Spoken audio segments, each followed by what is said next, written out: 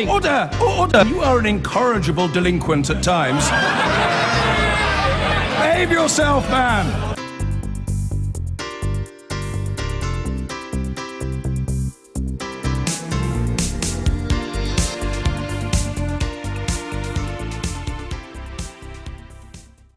Now, Tata Steel has sold its Scunthorpe-based works to an investment firm for a token pound.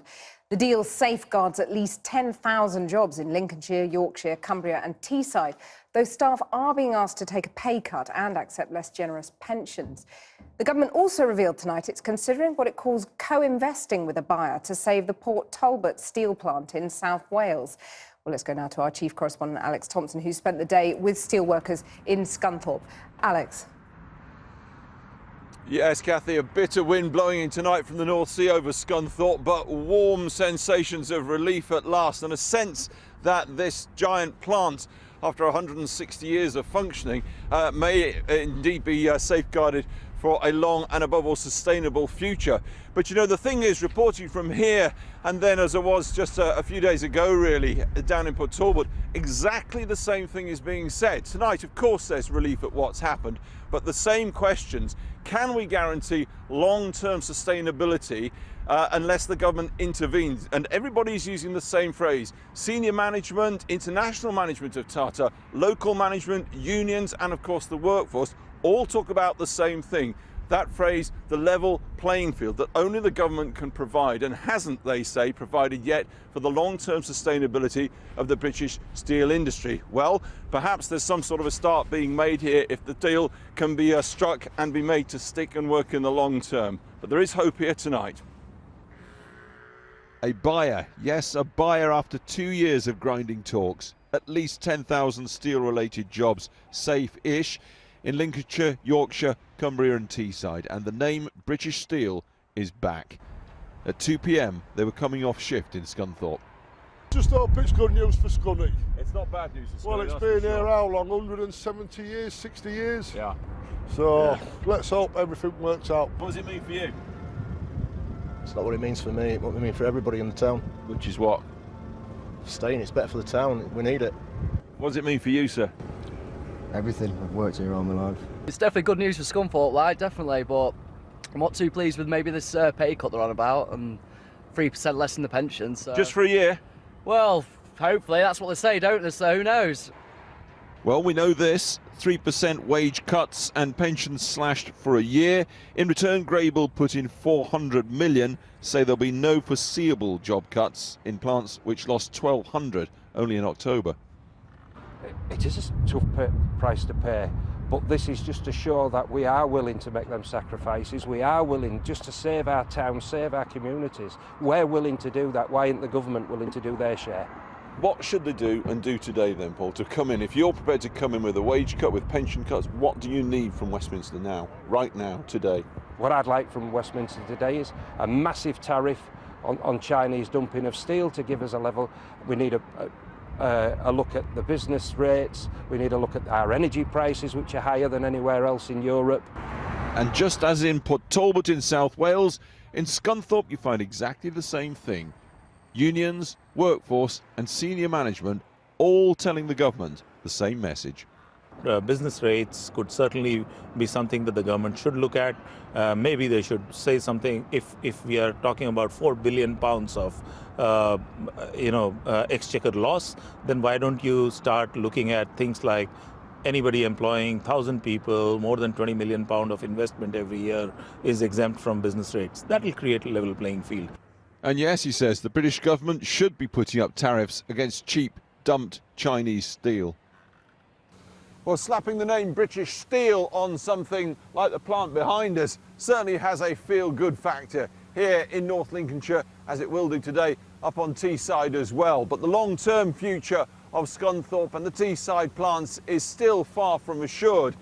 And the short-term outlook for the giant Port Talbot works in South Wales is still very much up for grabs. Tens of thousands of jobs in the British steel industry remain very much on the line. And Greybull, who they? A family firm which turned around the loss-making Monarch airline into profit at a cost of 700 jobs. Another success, the buyout of Morrison's convenience store chain. But the 6-year-old family companies had some spectacular failures too. They tried rescuing Comet, the retail chain, and they failed. But for Scunthorpe today, undeniable hope. A lot of people work here that we know, and friends and family, so yeah, that'll be fantastic. I said years ago, I said if that thing closes, this will be a ghost town. I think it's going to take a bit of sort of protracted negotiations, but I think in the long term, yeah, should be good. I think that the town needs it. It's depressed at the moment, but that's going to give it a real boost.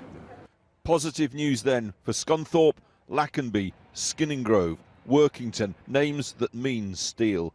And it's some weeks since we've been able to say that. Long-term safety, no, but a chance of it, yes. Alex Thompson, Channel 4 News, Scunthorpe.